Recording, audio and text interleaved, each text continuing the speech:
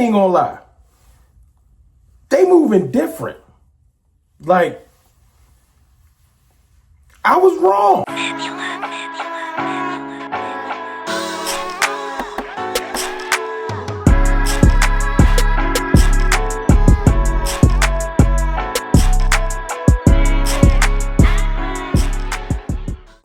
Good people, it's your boy Mr. Rome, Cowboys fan talk, right back.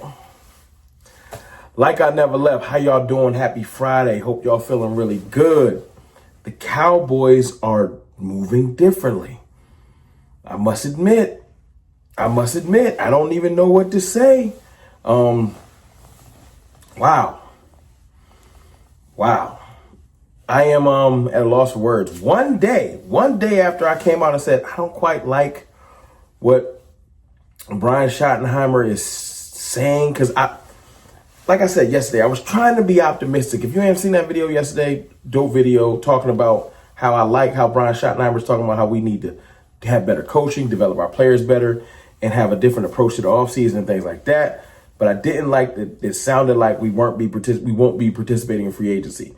But since that video, I've heard nuggets of like the Cowboys will be participating in free agency in the second wave, not the first wave, which is fine. You can get excellent players in the second wave. You do not have to force the first wave of free agency where everybody's getting like $100 million deals. You don't.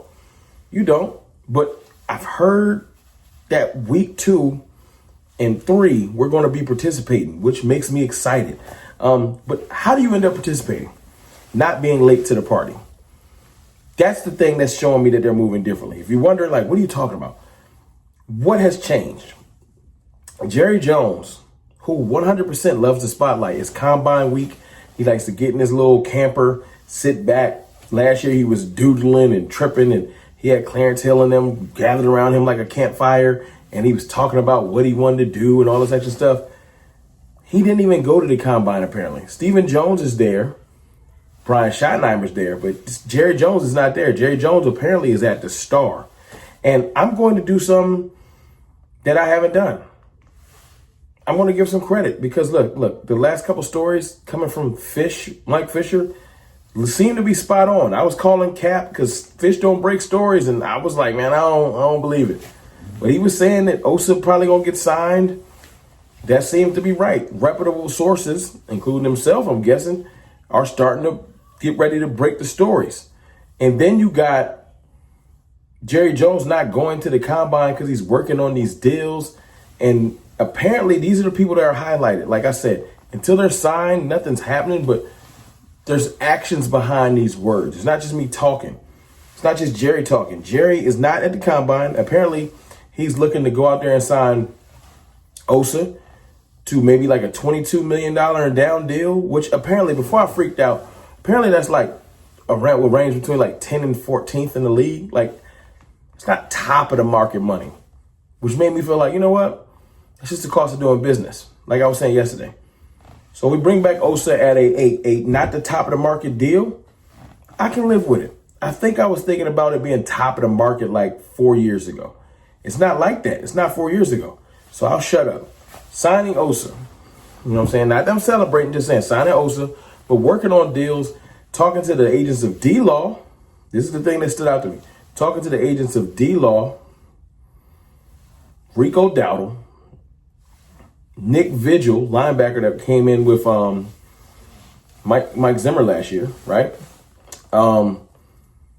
Jordan Lewis,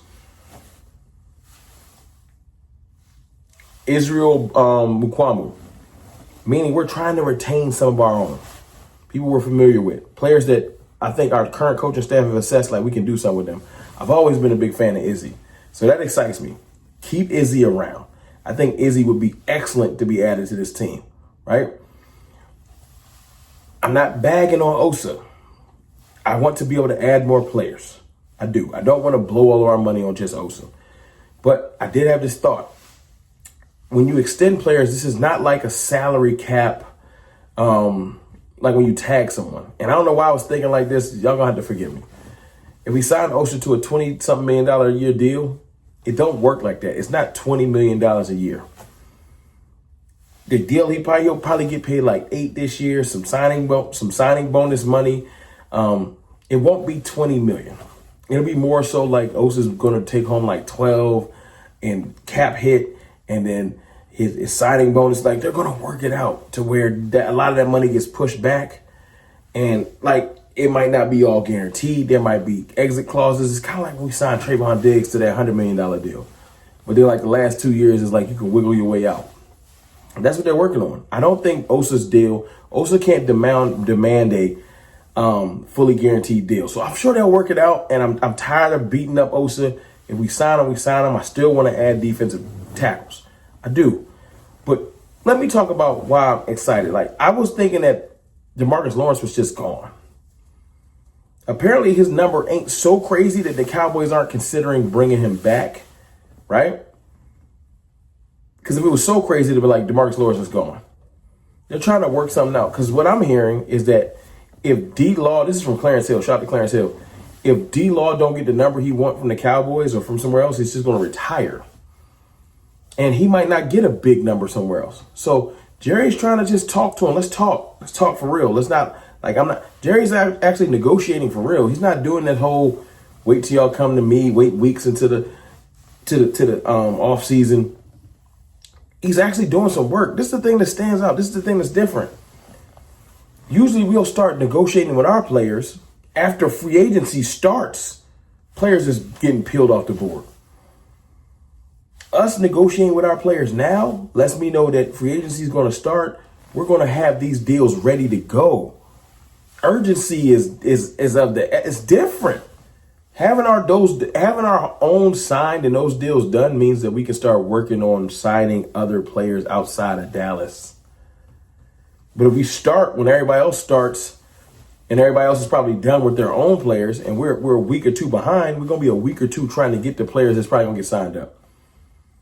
This is actually dope. And this ain't just from Mike Fisher.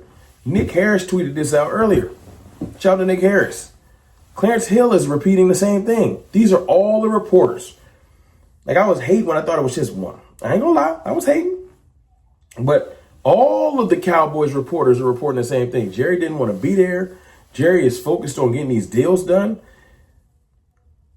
Like, I gotta look when Jerry gets on my nerves and they making stupid decisions and seeming lazy, I'm gonna call him on it.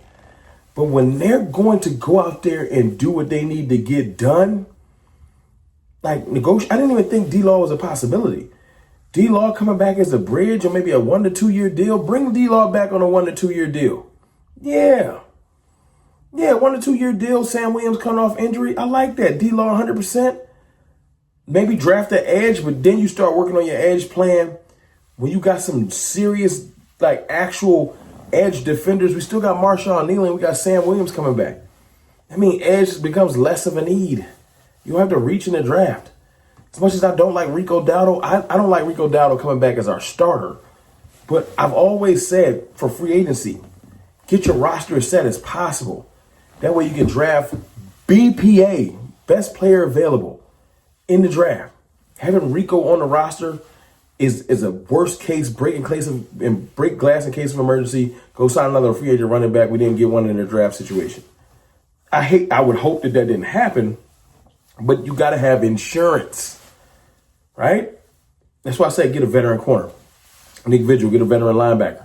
Add some people so that when this draft starts, we can just go get BPA. Sign Rico to a deal that just, you know what I'm saying, keeps him in place. But don't try to lean on him as the starter. But look, it ain't about Rico. It ain't about Rico hate. It ain't about nothing. It's about the fact that I got to call a spade a spade. Jerry Jones, Stephen Jones and them are moving differently. And y'all can't tell me different. This ain't normal. They might have done this before, but it's been years since we got proactive with doing our off-season business on time. Us negotiating with Osa is different. Trying to get that done already? Before March? I know March tomorrow, but I'm just saying, like, nah, this is different. This is different. We want to get some deals in place so that we can move accordingly. I like it. I got to call a spade. I was wrong. I was super wrong. It's cool. Jerry Jones, keep doing your thing. I hope we get these pieces in place so we can add some free agents. And then we just line it up and do what we got to do. But look, it's your boy, Mr. Rome, man. I appreciate y'all support, all the likes and shares. We getting closer and closer to 30K. Let's knock that out. You know what I'm saying? And Jerry Jones, Stephen Jones in the front office. Today's one of them days I got to say, I ain't got nothing to say. Y'all keep doing your thing. I'll holler.